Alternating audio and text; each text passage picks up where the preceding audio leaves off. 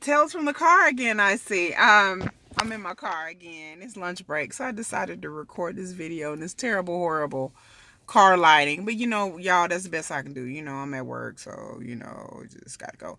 Anyway, who am I? Who am I? Yeah. Hi, I'm Kiki. Um, Business owner, single mom, widow, girlfriend. Bringing you holistic living or just shit I'm mad about from my perspective. I do it all. I run a company called Falling Star Naturals. We started out on Facebook, and then we've had a Etsy site since the end of July. So you can catch us on Falling Star Naturals on Etsy. Why did my screen just go dark? What? Sorry, y'all. Oh, hate that when it just goes dark all of a sudden. Ugh. Anyway, like I was saying, if you are not following me on Instagram, please do. I post a lot, all kinds of different news and current events and all kinds of stuff on Instagram. I am at Falling Star Naturals Media on IG the gram. Doing it for the gram. And what else was I going to say? On Facebook, Falling Star Naturals. And on, like I said, Etsy, Falling Star Naturals on Etsy. I'll put links and stuff below so you guys can figure it out. Or I'll put links in the comment section. And I do personal care products, soaps, facial products, a little bit of hair care, shampoo. My passion really is soap. I got into doing other things. My passion is soap. And then I try to bring all natural organic products to everyday people and children. Because, Keisha love the kids. I'm a single mama. So, yeah. So, just check out my products and stuff like that. Like, subscribe, comment, follow, friend, whatever you feel like you want to do, because I'm here for you. Hello to all my new subscribers or subscriber. I love you. No homo, no homo, no homo. Love you. Love you, girl. No homo. But, and share, of course, share my video with people.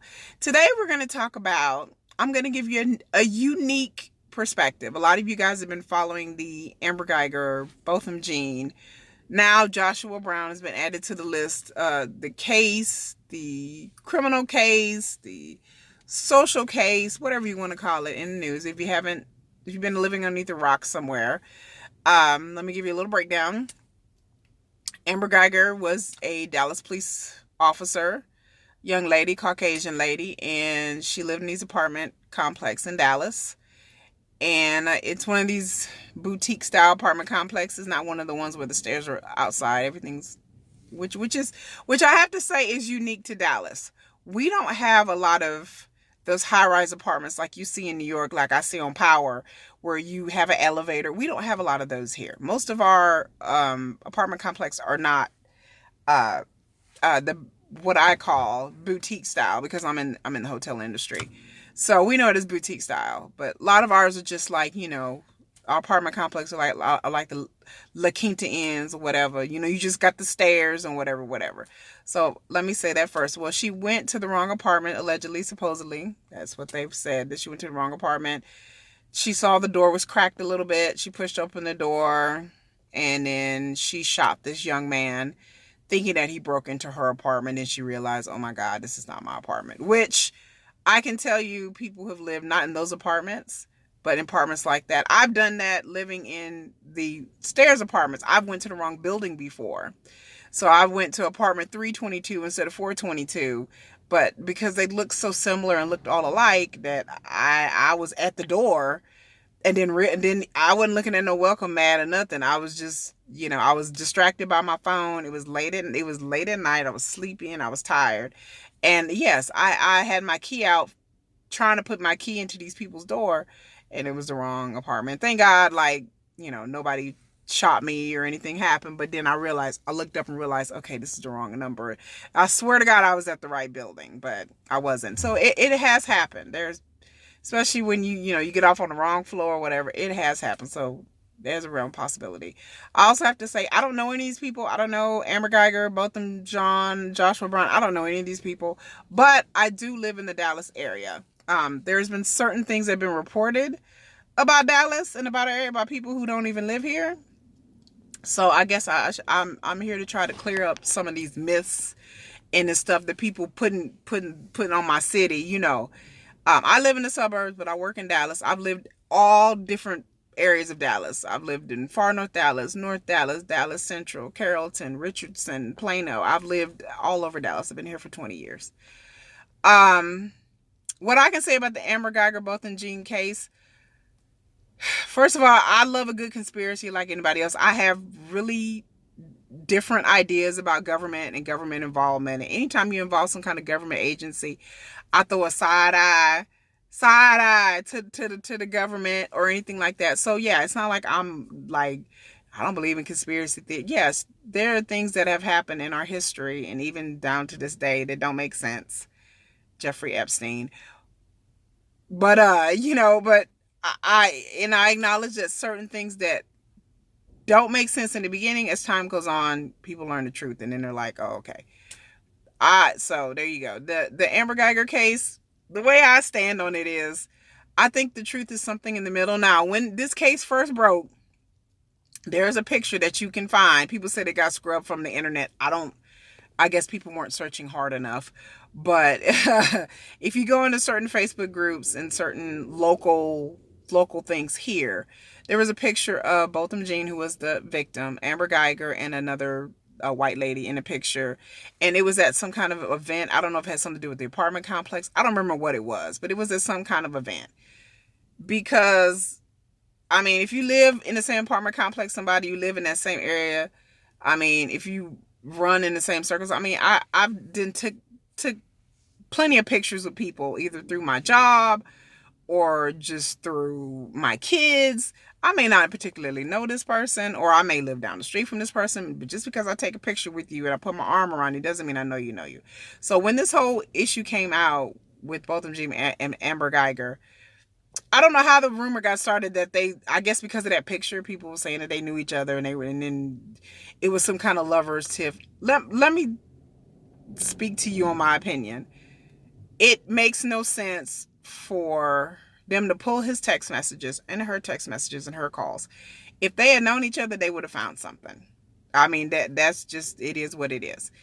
Whenever you're dealing with text messages, because I know about the cell phone industry, I mean, if they're pulling text messages and phone calls, like the police, they'll get a report. They may be able to cover up that report, but text messages and phone calls don't just go away. There's a record. Cell phone companies have those records. They can pull those records. That's why police departments subpoenaed them to pull those records. That's why AT&T fought hard a couple years ago to try to keep the government from requiring them to pull people's information because they thought it was a violation of privacy. Because a lot of people don't know that these cell phone companies keep records of this stuff. So people out there text messaging and calling people and saying stuff on foolishness.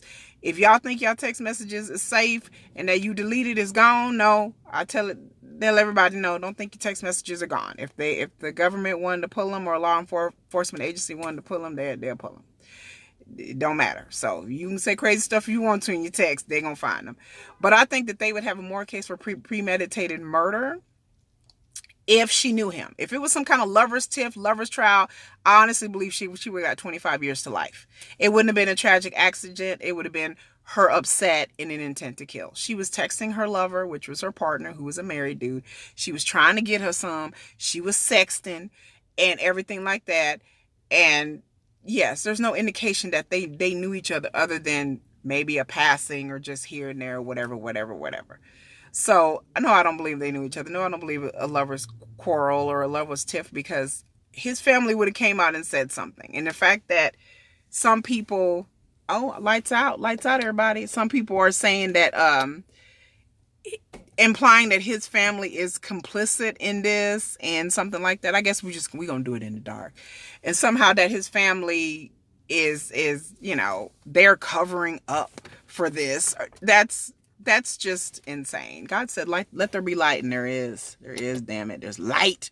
But the fact that they're thinking that his family is somehow covering up why, if somebody killed my child and they were dating them, do you think for one fucking second I would cover for their asses? Why in the hell would I cover for somebody who killed my child? If they were together or they had some kind of booty call or something, yes, your parents or family don't always know what goes on in your life, especially if you're grown living by yourself. And I agree with that, but there'll be text message, be evidence somewhere. I mean, if you're gonna go off no evidence, I could say aliens came down and invaded Amber Geiger's body and made her do it. So, I mean, without proof, I'm a logical person. I don't run off of emotion like most of these people out here in this country do. So, no, I'm about facts. I'm about what I can see, hear, prove. What can we prove? People can say whatever they want to say. And then, like I said, even if you present evidence to people, okay, but there's no evidence for that. People still want to believe shit they want to believe. I don't understand people, but we'll get back to that. So, yeah, she shot this dude. She got 10 years. Then his family, his brother and his dad had come out and, his brother hugged her. Dad came out and said he forgave her or whatever, because they Christians. Again, people were slamming the family because they Christians. I'm not a Christian. I couldn't do it. Somebody killed my kid in cold blood. To hell with them. But I cannot say, if somebody who's experienced death and loss of somebody close to me, my husband died, there's no way I could sit here and tell anybody how they can or cannot grieve, or how or what they need to fix over in their mind so they can wake up and face the day. If forgiving Amber Geiger gives them peace of mind to go on, then so be it. And who the hell are we to judge? Because we didn't lose both of them, Gene. They did. They lost their brother. They lost their son. They lost their friend, their family member. I refused. I don't agree with what they did. But to me, that's their cross to bear. I'm not going to sit there and tear down this family. They've lost too much for me to sit up here like I lost this man. I don't know this man. So I don't agree with it, but I'm not going to sit here and tear down this family for whatever they did. I can't, because everybody has to. Finding forgiveness a lot of times is not about forgiving the other person. It's about you. It's about you finding forgiveness in your heart so you can move on, so you can get up in the morning, so you can be able to function in your mind, so you be able to wrap your mind around loss. You have to learn how to forgive the other person or forgive yourself. Some people, they have to do that. I'm not one of them, but okay. So I didn't fault them for that. Now, the Judge Kemp, first of all, she said, she did an interview, said Amber Geiger asked her to hug her and she agreed. It's not like something that she went ahead and did. And I get that. What she did was totally unprofessional, out of line. She should have refused. Giving her a Bible is like a breach of church and state. Like, I didn't agree with that at all. I don't know if she's done this for other defendants. I have no idea, but I didn't agree with that at all. So I didn't agree with that at all. I didn't agree with the bailiff who they showed video of her smoothing over Amber's hair. Like, hey, girl, like we had a slumber party. Girl, I like this hair, girl. You got your lock game on. I mean, I was like, what in the hell is this? Like, no, I don't think that was appropriate either. They had to know that there's cameras in the courtroom. This is a high profile case. So that conduct was just foul all the way to F around. I believe that the judge should be disciplined, censured. I don't think she should lose her job because of it, but somebody needed to snatch that judge up and talk to her and be like, look at here, sister. Like, that was not cool. And then they're talking about the Amber Geiger text messages that she's saying. I have to go in on that too. People are like, oh my gosh, she's a racist. So I was like, Lord, they didn't release text messages. I'm expecting to hear the N-word. I expect her to be a neo-Nazi, like, kill those N's and F those Mexicans. Like, I was here for everything. I read those text messages and just like, okay, that's it. Like, that's all she said. Like, she said some shit about some MLK people down there at the MLK parade. I'm like, okay, no N-word, no, I hate black people. All brown people need to die. None of that. I said, come on now, y'all. Come on. I said, all you people out there grandstanding talking about, oh my God, let's read your text messages and your emails and record your conversations and hear the things that you say. Come on, people. Let's just keep it all the way 100 real. If people would read some of your text messages and some of the shit that people say on a daily basis, they would probably think you're a stone cold ass racist too. And then you don't know the context and the things that she was saying.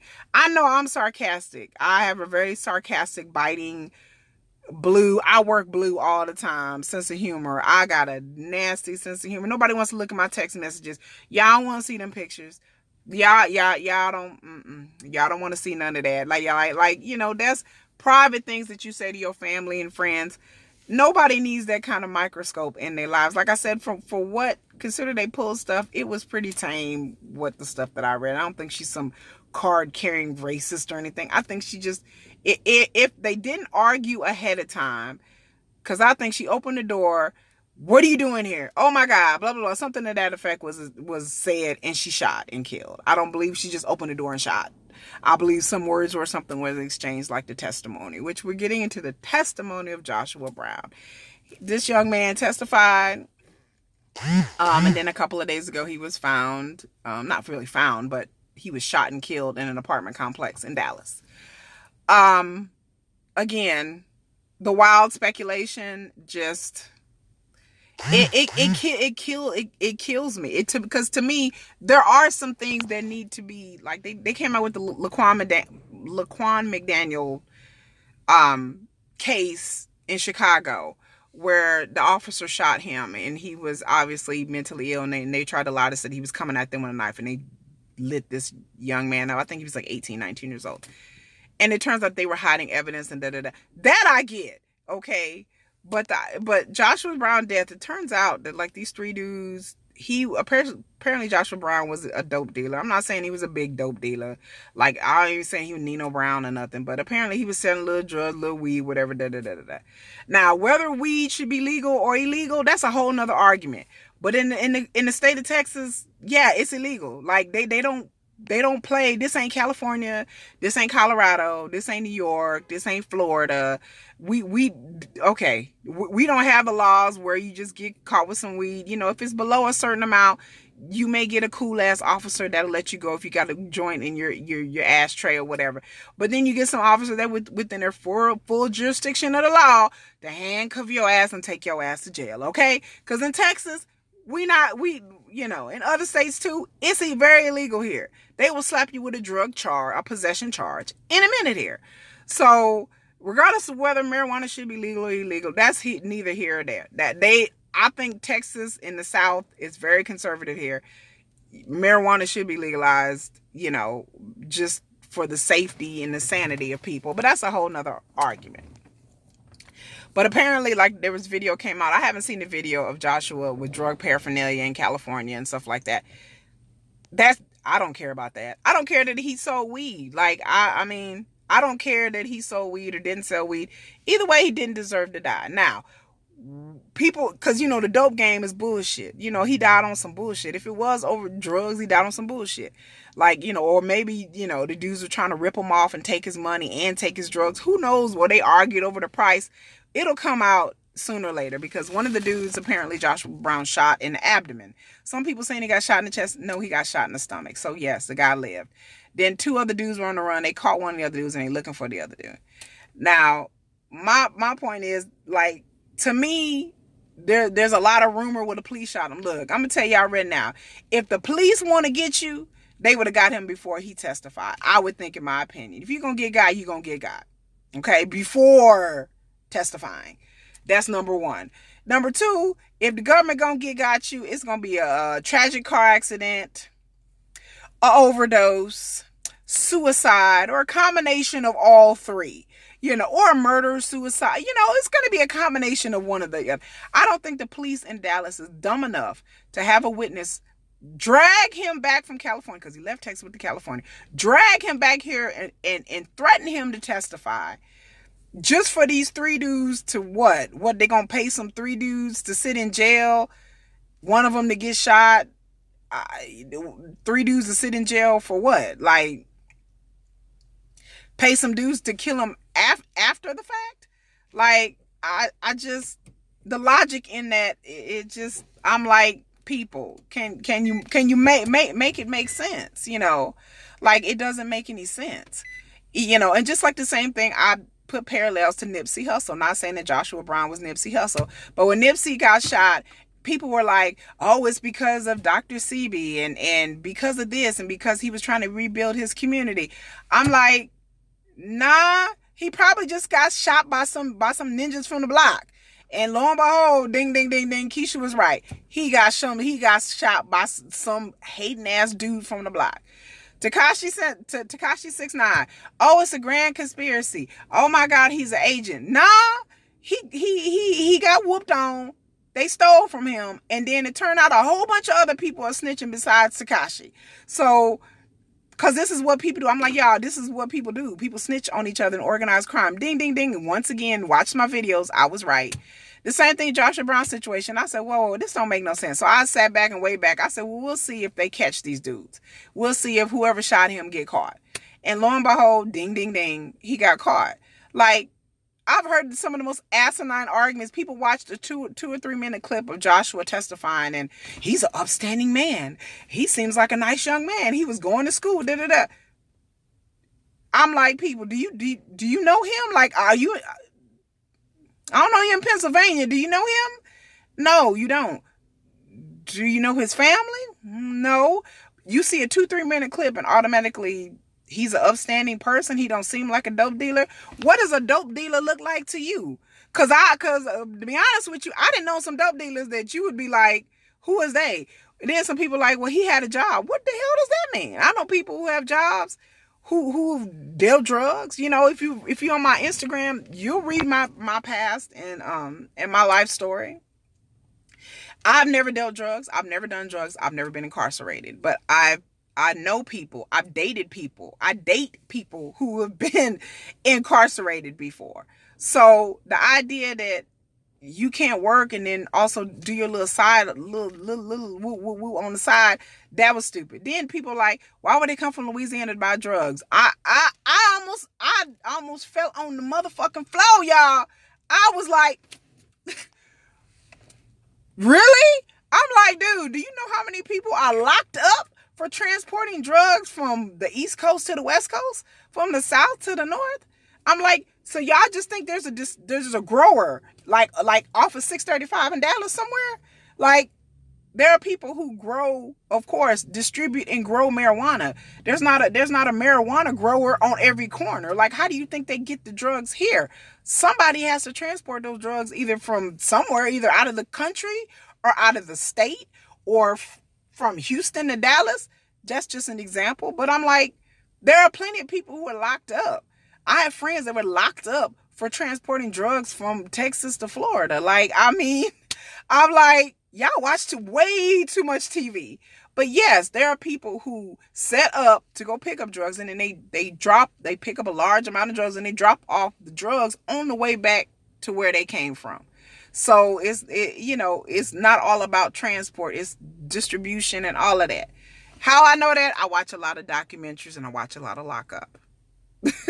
But yeah, like these are the things that I've heard how people do things, and the idea that like you can't transport drugs from Texas to Louisiana, I'm just like, okay. And I told people, I'd enlighten people, you do know when they have all these festivals like Burning Man and Coachella, you do know that like these people travel to these festivals and they sell drugs to these white kids at these festivals. All kinds of people, black people, white people. I'm not saying it's just black people, but there are people who go around these festivals all over the world and sell drugs to people at these major concert venues and festivals. Like I said, personally, I don't know anybody, but this is what I heard. This is to me common knowledge. But they don't live there. They don't live in them states. They just travel just to sell the product. They go buy from somebody else and sell it there and then go back home, or they transport it back and forth. There are people that follow around bands and tours and major events that supply all kinds of stuff to people. Like the idea that you traveling, I'm like, people hide weed in semi trucks. Like how many cases have we seen about truckers hiding drugs, dope in they big rigs, in they trucks. It happens. They get caught. They get arrested. It's on TV. Here they is carrying a little old furniture or whatever, and then police pull them over. I mean, it happens. So I don't, like I said, people watch too much TV. They watching these fake ass TV shows and think they watching too much Power and just thinking like, oh well, you just get drugs from where you're at. Like a lot of people don't live around the corner from they live around the corner from a dope man, but they don't live around the corner from the dude that's growing it on an acre somewhere in Arkansas. I mean, come on now. Like, I'm like, logic. So what I'm saying is that disinformation and misinformation weakens Black people as a community. There are certain things that really need to be paid attention to. And I understand social justice issues is a big thing and it's important as well. But I'm like, people, while we over here fighting and squabbling and speculating and throwing up conspiracy theories over this, that, and the other, they're impeachment hearings. They're taking away our rights. They have these federal judges who are going to be handing down mass incarcerations. Like, there is stuff that is going on in the background, not just politics, on a local level, the laws that they're passing that are really detrimental to a lot of people. Like they're taking away small business initiatives that affect me as a small business owner. It's bad enough that Black people have to use their own startup money, that we can't just walk in the bank and get a bank loan. I have to use my own money to start up my business.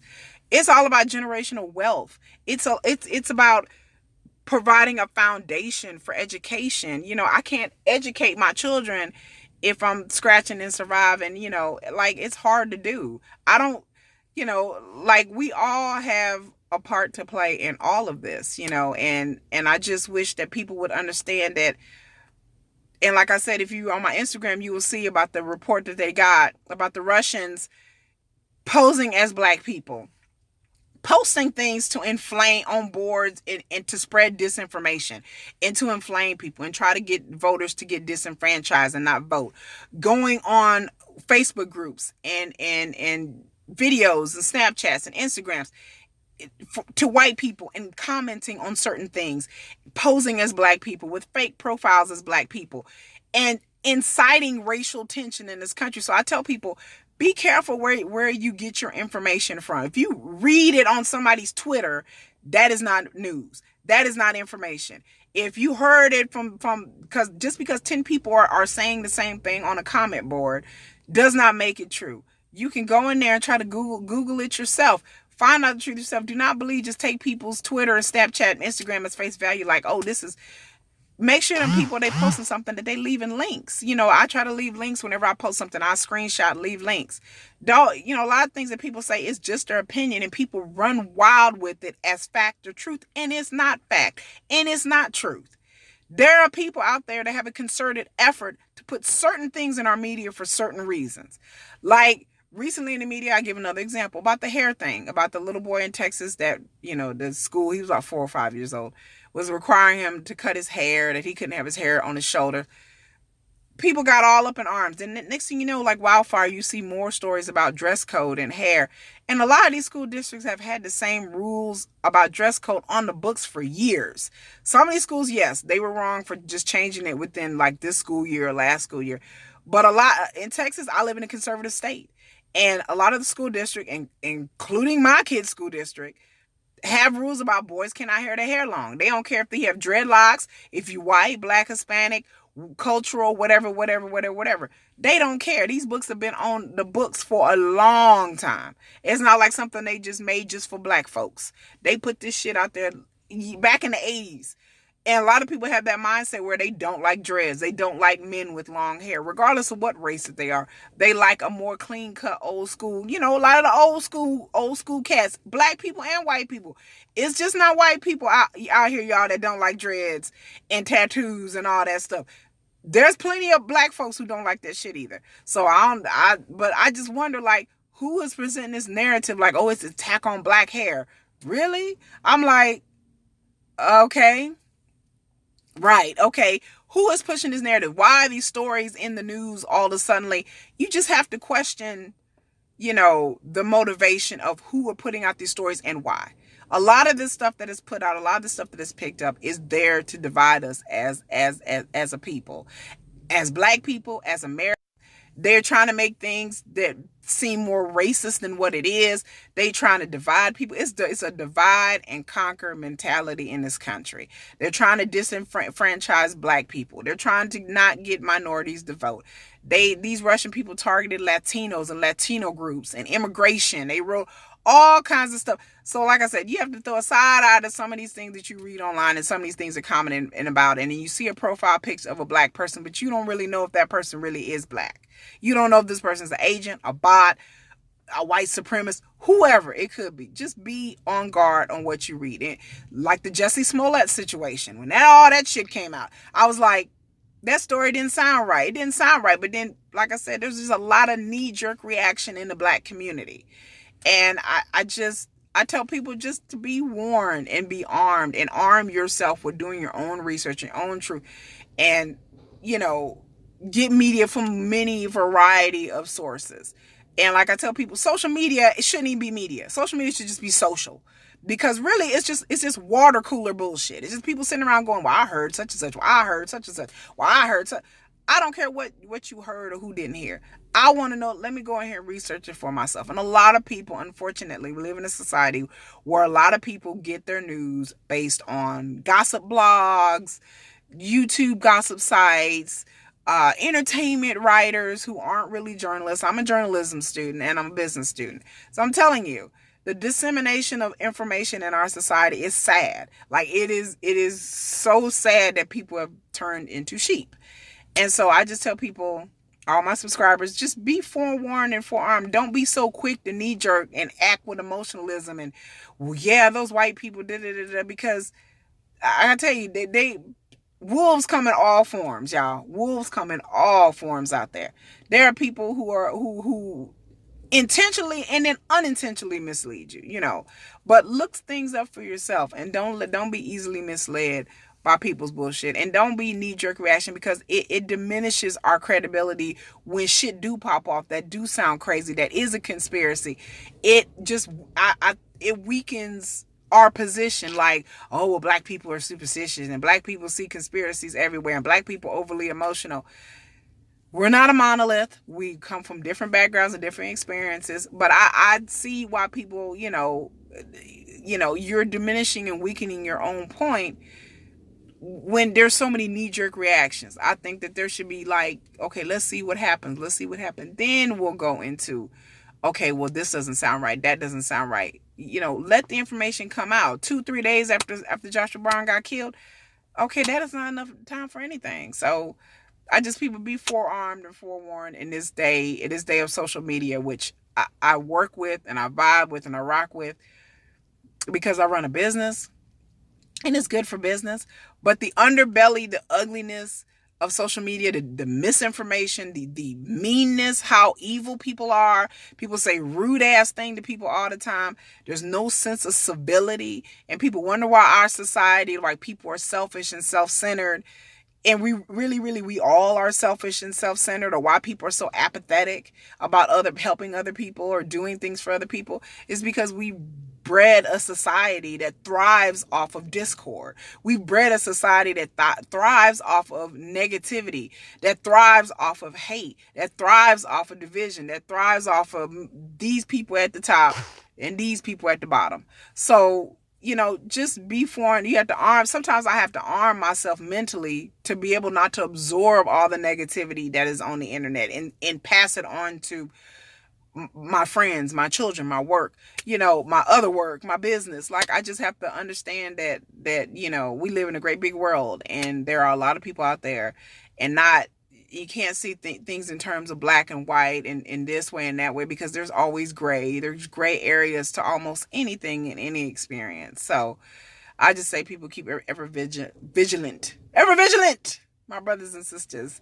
And so that's all I gotta say. Y'all put some comments down there. I know y'all people got something to say, but like I said, I try not to go in too hard on people, because But sometimes I just feel like inmates are running the asylum. I feel like the level-headed ones, the logical ones of us, like we are being pushed to the back for sensationalism and glorification and grandizing like that. Like it's all about entertainment.